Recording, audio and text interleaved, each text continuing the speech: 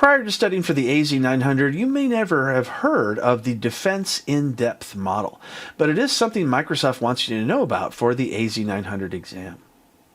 So here's the Defense in-Depth strategy. It uses a series of mechanisms to slow the advancement of an attack that aims to gain unauthorized access to data.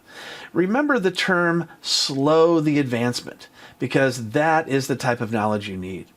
It will protect data by implementing multiple layered security measures across different areas of your IT environment. And it's a castle-like approach where each layer acts as a barrier, slowing down attacks and providing alternative protection if one layer is breached.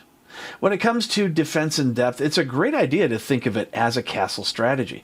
You've got the outer walls, then you have the castle walls. You have multiple different layers before you can get to the king. In this case, the king is going to be your data. Here is the defense in depth graphic that will kind of give you a visual representation of how this looks. You've got physical, which is going to be, say, the physical environment where your attacks might take place. Then you've got identity and access. This is your username, your password, your multi-factor authentication. You've got networking, where you can control things using access control lists and firewalls. Then you've got applications that you use to access the data, and then the data itself.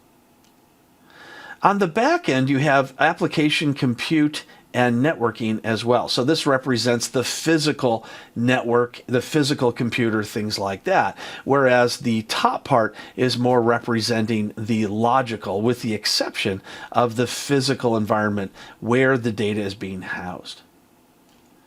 You won't need to memorize everything that you see here. The important parts of this for the AZ-900 is that you remember that this model is a layered approach to security. The defense in-depth model is a proven way to slow down attacks when they occur.